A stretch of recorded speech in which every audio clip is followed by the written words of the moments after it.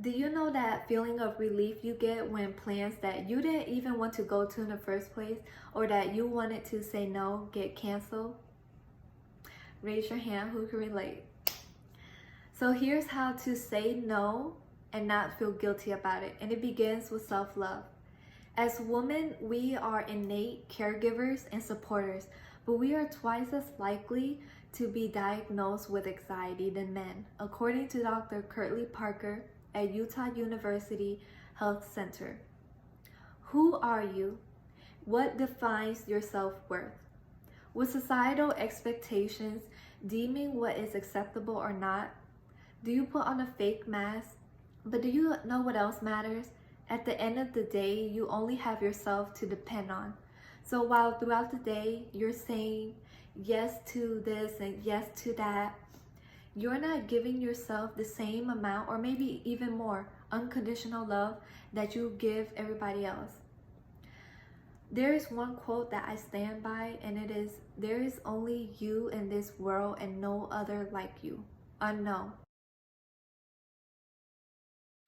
Self-love is a dynamic state of appreciation of one's physical, spiritual, and psychological self, according to clinical psychologist Deborah Kashoba. It is your own ability to value yourself and reassure yourself without anybody else's validation or opinion. It is not basing your value off things that you can't control, such as beauty standards, social media, trends. Yes, those things can make you feel good temporarily, but those things come and go like the wind. The only thing that stays true is your authentic self.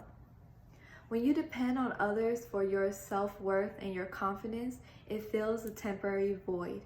For example, if someone were to say that, one day someone were to say that you're ugly, you would believe them. When that does not matter, the only thing that matters is what you think about yourself. Don't do things for the approval of others. Instead, place it on things that make you happy and confident.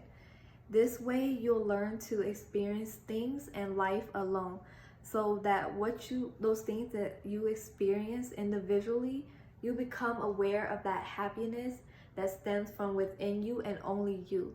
And that happiness will eventually radiate outwards and shape who you are as a person, and that is what makes you unique.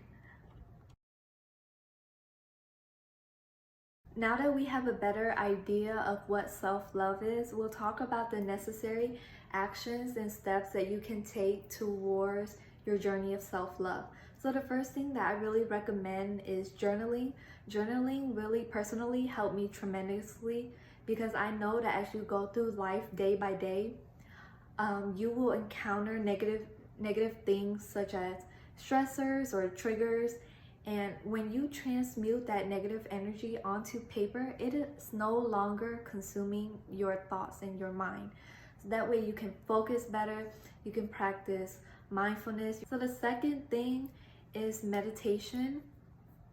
And according to Kais Bud, MD, explains that meditation is an evidence-based tool that's capable of healing anxiety. In meditation, you can learn to find stillness, the ultimate antidote to resistance and the key to heal anxiety. So every day, just try 15 minutes of meditation, and you will become more aware of your thoughts and be more mindful of your thoughts. So this goes back to journaling. And while you're doing this, you can repeat mantras such as, "I am worthy, I am enough, I am healthy." So the third thing is to live intentionally. Clinical psychologist Deborah Kashoba states that if your purpose and goal in life is to live a meaningful and healthy life, you will take the necessary actions and steps and make the decisions to support this intention.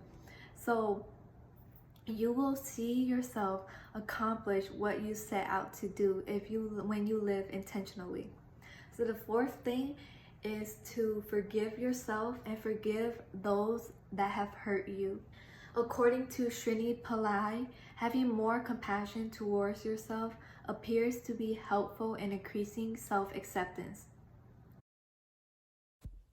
So the last thing we'll talk about is how self-love can aid you in achieving success in academic and career goals.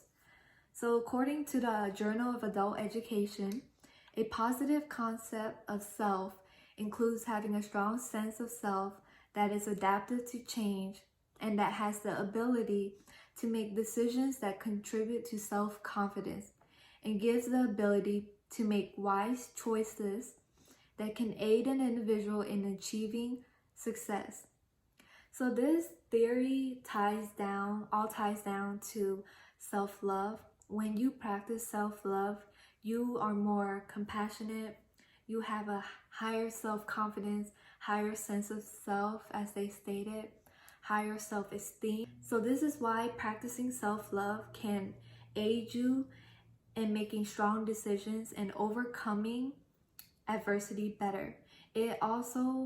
This study also shows that a strong sense of self creates healthier relationships, while also is a fundamental element to take on leadership roles and achieve in academic and personal goals as well.